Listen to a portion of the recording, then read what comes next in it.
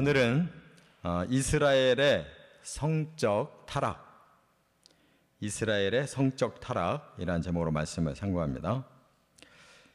이 19장의 말씀은 이제 20장, 21장까지로 이게 이어지는 하나의 사건을 발단입니다. 말하자면 성적인 이런 그 사건이 이게 이스라엘 내전이 되고, 그러다가 베냐민 지파 하나가 다 멸절을 당할 위기를 맞이해서 또 다시 베냐민 지파를 살리기 위한 그런 또 아주 생각지도 못한 그런 방법까지 동원되는, 그러니까 그만큼 이 이스라엘이 사사시대에 아주 엉망이 되었다는 것을 알 수가 있어요. 그 중에 이제 이 성적인 타락이 얼마나 만연했는가 하는 것을 오늘 이 30절에서 네 가지나 성적인 타락한 모습을 보여주고 있어요. 그래서 오늘은 이 말씀을 상고하도록 합니다. 네 가지의 모습이 뭐냐면, 첫째가 1절에 보면 축첩이라고 그랬어요. 축첩. 말하자면 레위인인데 이 사람이 에브라임 산지에 살고 있다가 베들레헴의 여자를 첩으로 맞이했다 그랬으니까, 이 첩이라는 건 아내가 있는데 둘째로 또 아내를 둔 거를 보고 첩이라고 그래요. 이것은 성경적으로 불의한 일입니다. 하나님이 그걸 원하지 않으셔요. 그래서 처음 사람을 만드실 때에도 한 남자에게 한 여자를 주셨어요. 그게 아담과 하와예요. 근데 이것이 이제 창세기 4장으로 내려가 보면 몇 대 지나면서 이 라멕이라는 사람이 축첩을 하게 돼요. 두 여자를 데리고 살다가 나중에는 이제 두 여자 때문에 이 라멕이 아주 갈등과 그런 위협을 느껴가지고 나를 치는 자는 내가 몇 배로 갚겠다 하면서 그렇게 악을 떠는 그런 모습을 볼 수가 있듯이, 이 인류의 역사는 바로 이 축첩 때문에 많은 갈등의 요인이 돼서 가정이 파괴되고 그 자손들이 아주 어려운 그런 상황을 겪은 것이, 그게 역사적인 현실이었어요. 이 집도 레위인이면 하나님 일만 하는 헌신한 가문의 사람인데, 그런 사람까지도 축첩을 그냥 자유롭게 했다는 것은 그만큼 그 시대는 이런 성적인 그런 타락이 만연해 있다는 걸 알 수가 있어요. 근데 거기다가 또 한 가지가 더 일어나요. 여기 2절부터 21절까지 보면 이제 행음의 그 타락이 일어나는데, 2절에 바로 그 레위인의 첩이 된 여자가 다른 남자와 바람을 폈다는 거예요. 그 일로 인해 가지고 불화해서 이 여자가 친정으로 돌아갑니다. 그래서 레위인이 4개월 후에 찾아가서 장인하고 화해가 돼서 돌아오는 거예요. 데리고 돌아와요. 그런데 장인이 그 레위인이 이 장인 집에 온 것을 굉장히 기뻐해가지고 그냥 가려고 하면 또 말리고, 가려고 하면 말리고, 여기서 계속 좀 즐기고 가라. 그래서 5일 동안이나 미뤄졌다는 거예요. 그러다가 5일째도 또 자고 가라는 거를, 우리는 꼭 가야 됩니다 하고 느지막이 출발한 것이 사건의 발단이 또 된 거예요. 다른 곳에서 중간에서 잠을 자게 된 것이 문제가 된 거예요.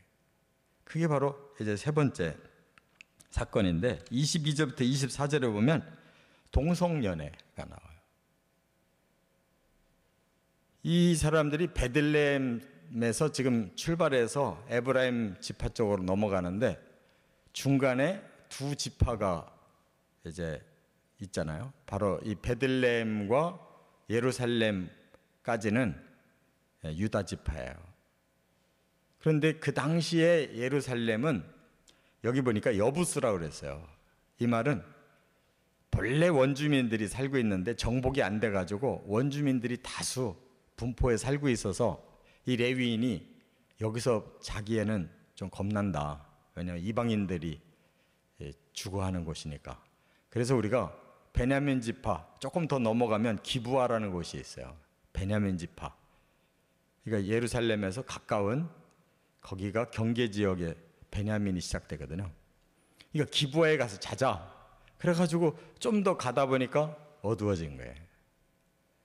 기브아에 막상 가니까 아무도 받아주질 않아요.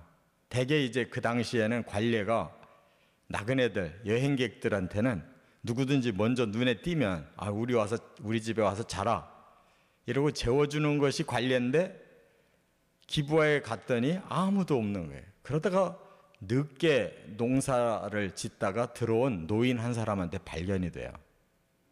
그 노인은 그 관례대로 자기 집으로 아주 따뜻하게 맞이한 거예요.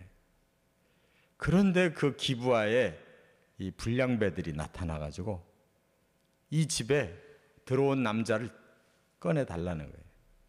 이게 마치 소돔성에 천사가 사람의 모습으로 나타났잖아요. 롯을 구하려고. 그랬더니 그 소돔의 남자들이 달려들어가지고 그 두 천사, 멋있게 생긴 남자들 끌어내라는 거예요. 우리가 그와 관계하겠다. 여기도 똑같은 단어, 야다라는 단어가 나와요.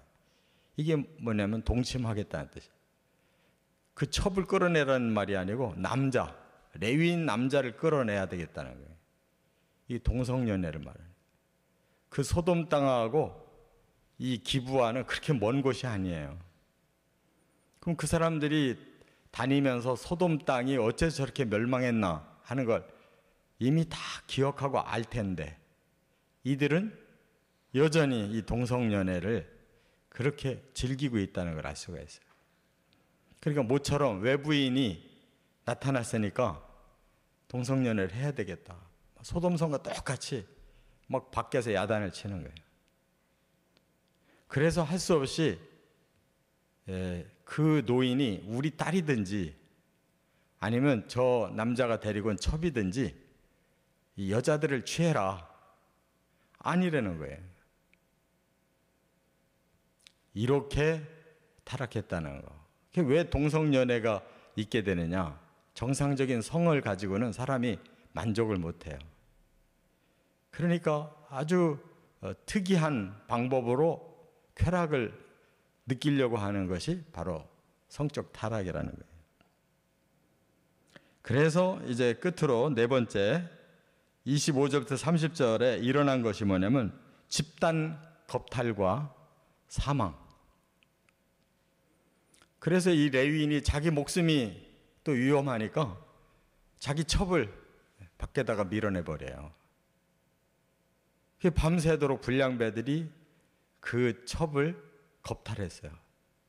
그 이튿날 이제 가자 하고 흔들어 보니까 죽어 있는 거예요.